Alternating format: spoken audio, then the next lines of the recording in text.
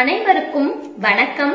JM என்ட்ரன்ஸுக்கு அன்புடன் வரவேற்கிறோம். நம்ம ஒவ்வொருத்தவங்களுடைய வாழ்க்கைக்கு தேவையான ஆன்மீக தகவல்கள், அறிவியல் தகவல்கள் நம்மளோட சேனல்ல பார்த்துட்டு இருக்கோம். அதுல நாம இன்னைக்கு பார்க்க போறது தைப்பூசம்.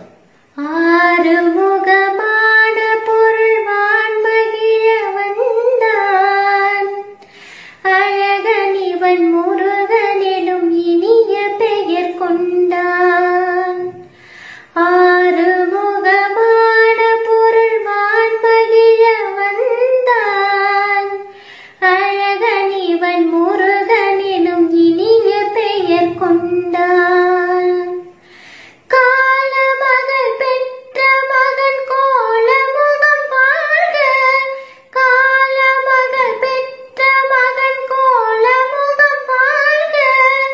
கந்தன் என குமரன் என வந்த முகம் வாழ்க, கந்தன் என குமரன் என வந்த முகம் வாழ்க. ஆறுமுகமான பொருள் வான்மகிழ வந்தான், அழகன் இவன் முருகனிலும் இனிய பெயர் கொண்டான். சிறப்பான தமிழ் மாதங்கள்ல தை மாசமும் ஒண்ணு. அப்படிப்பட்ட சிறப்பு வாய்ந்த தை மாதத்துல பௌர்ணமியும் பூச நட்சத்திரமும் சேர்ந்து வரக்கூடிய நாளை தான் நம்ம தைப்பூசமா கொண்டாடுறோம். 27 நட்சத்திரங்கள்ல 8வது நட்சத்திரம் தான் இந்த பூச நட்சத்திரம். தைப்பூசத்தோட வரலாறு மற்றும் சிறப்புகள் என்ன, தைப்பூசத்தன்னைக்கு யார் யாரெல்லாம் எப்படி முருகனை விரதம் இருந்து வழிபடலாம், விரதம் இருக்காமலும் எப்படி வழிபடலாம், தைப்பூசத்தன்னைக்கு என்னென்ன விஷயங்கள்லாம் நம்ம செய்யலாம், தைப்பூசத்தன்னைக்கு விரதம் இருந்து நம்ம வழிபடுறதுனால நமக்கு என்ன பயன்னு இந்த பதிவுல பார்க்கலாம். உங்களுக்கு ரொம்பவே உதவியா இருக்கும். அதனால கடைசி வர வீடியோவை ஸ்கிப் பண்ணாம பாருங்க. தேவர்களுக்கும் அசுரர்களுக்கும் இடையில ஏற்பட்ட போர்ல தேவர்களால அசுரர்களை தோற்கடிக்க முடியல. உடனே தேவர்கள் எல்லாருமே சிவபெருமான் கிட்ட போய் முறையிட்டாங்க. உடனே அசுரர்களை அழிக்கிறதுக்காக சிவபெருமான் தன்னோட தனிப்பட்ட சக்தியால உருவாக்கப்பட்ட அவதாரம் தான் இந்த முருகப்பெருமான். தமிழ் கடவுளான முருகப்பெருமானுக்கு எவ்வளவு சக்திகள் இருக்கோ அதுக்கு ஈடான சக்தி அவர் கையில இருக்கக்கூடிய வேலுக்கும் இருக்கு. நம்ம தைப்பூச நாள்ல முருகனை மட்டும் இல்லாம அவர் கையில இருக்கக்கூடிய ஞான வேலையும் சேர்த்து வணங்கினா ரொம்ப விசேஷமா அமையும். முருகனோட ஞான வேலை நம்ம வணங்கணும்னா நம்ம கிட்ட தீய சக்திகள் எதுவுமே அண்டாது. முருகப்பெருமான் புரத்தியான வள்ளியை மனம் முடித்த நாளும் இந்த தைப்பூசத்தன்னைக்கு தான். தைப்பூச விழாங்கிறது சுமார் 1500 ஆண்டுகளுக்கு முன்னாடியே தமிழ்நாட்டுல இருக்கக்கூடிய சிவன் கோயில்களையும் சரி, முருகன் கோயில்களையும் சரி வெகு விமரிசையா கொண்டாடிட்டு இருந்திருக்காங்க.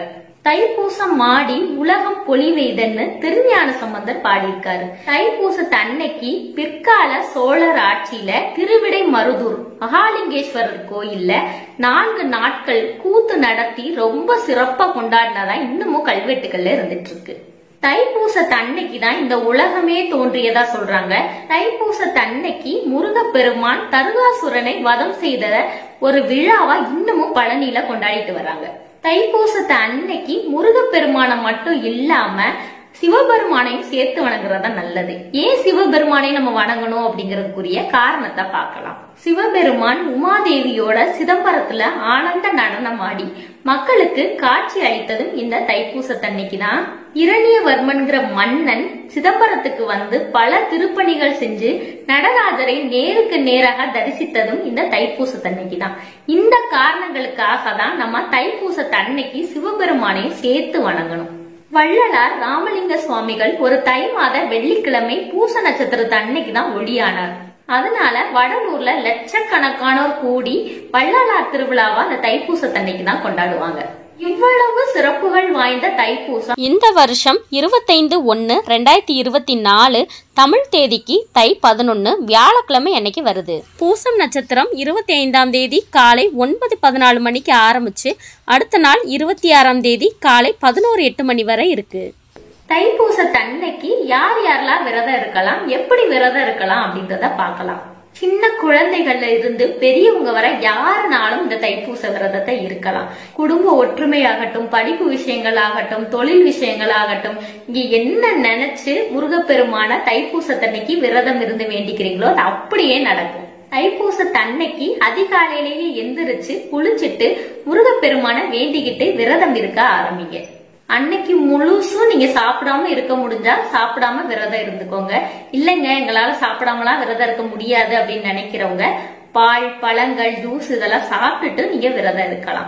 மாலை நேரத்துல 6 மணிக்கு மேல பூஜைகள் எல்லாமே முடிச்சுட்டு நீங்க விரதத்தை முடிச்சுக்கலாம். இல்லங்க நாங்க விரதம்லாம் இருக்கல, தைப்பூசத்தன்னைக்கு முருகப்பெருமானுக்கு நெய்வேத்தியங்கள் பண்ணி பூஜைகள் மட்டும் செய்ய போறோம் அப்படின்னு நினைக்கிறவங்க தைப்பூசத்தன்னைக்கு அதிகாலையிலேயே எந்திரிச்சு காலையில 5:30 மணில இருந்து 6 மணிக்குள்ள நீங்க பூஜைகள் செஞ்சு முடிச்சிருங்க. முருகனுக்கு என்னென்ன நெய்வேத்தியங்கள் பண்ணணும்னா இனிப்பு பதார்த்தங்களான பாயசம் பண்ணலாம், கேசரி பண்ணலாம். உங்களால என்ன முடியுதோ அதை பண்ணிக்கோங்க. எங்களால எதுவுமே செய்ய முடியாதுங்க அப்படின்னு நினைக்கிறவங்க பசும் பாலை காய்ச்சி கொஞ்சோண்டு நாட்டு சக்கரை கலந்து வைங்க, அதுவே போதும்.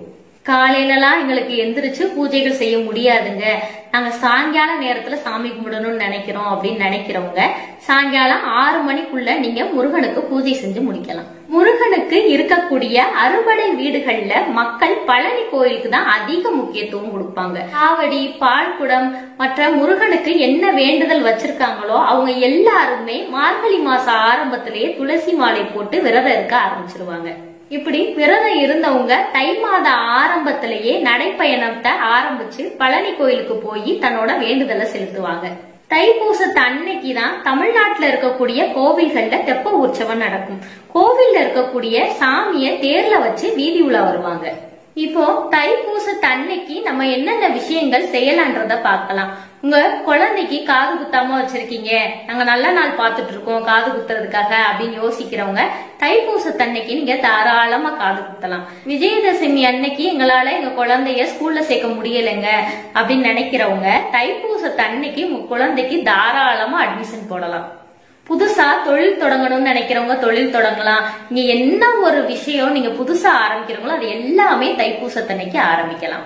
தைப்பூசத்தன்னைக்கு நீங்க முருகப்பெருமான வழிபடும் போது கந்த சஷ்டி கவசம், கந்தர் கலிவெண்பா, சண்முக கவசம் இதுல உங்களுக்கு என்ன தெரியுதோ நீங்க அதை பாடி பூஜைகள் செய்யுங்க. முருகனோட திருவுருவ படம் இருந்ததுன்னா திருவுருவ படத்துக்கு மலர்கள் சாத்தி தீபதூப ஆராதனைகள் காட்டி பூஜைகள் செய்யுங்க. இல்லங்க எங்க வீட்டுல வேல் வச்சிருக்கோம் அப்படின்னு நினைக்கிறவங்க திருவுருவ படத்தோட சேர்த்து வேலையும் நல்லா சுத்தம் பண்ணி வேலுக்கும் நம்ம பூஜைகள் செஞ்சு வழிபட்ட அதிக விசேஷமா அமையும். தைப்பூசத்தை பற்றிய சிறப்புகள் நிறைய இருக்கு, நம்ம சொல்லணும்னா சொல்லிக்கிட்டே போகலாம். போன வருஷமே தைப்பூசத்தோட சிறப்புகள் நான் வீடியோவா பதிவு பண்ணிருக்கேன். அதோட லிங்க் கீழே டிஸ்கிரிப்ஷன்ல இருக்கு, தேவைப்படுறவங்க செக் பண்ணி பாருங்க. இந்த பதிவு உங்களுக்கு பயனுள்ளதா இருக்கு அப்படின்னு தோணுச்சுன்னா உங்களோட உற்றார் உறவினர்கள், நண்பர்கள் எல்லாத்துக்குமே பகிர்ந்துக்கோங்க. தைப்பூசம் பற்றிய சந்தேகங்கள் உங்களுக்கு இருந்ததுன்னா கமெண்ட் செக்ஷன்ல கமெண்ட் பண்ணுங்க, நான் ஆன்சர் பண்றேன். இந்த வீடியோ உங்களுக்கு பிடிச்சிருந்ததுன்னா லைக் பண்ணுங்க, ஷேர் பண்ணுங்க, மறக்காம JM Trends க்கு சப்ஸ்கிரைப் பண்ணுங்க. நன்றி.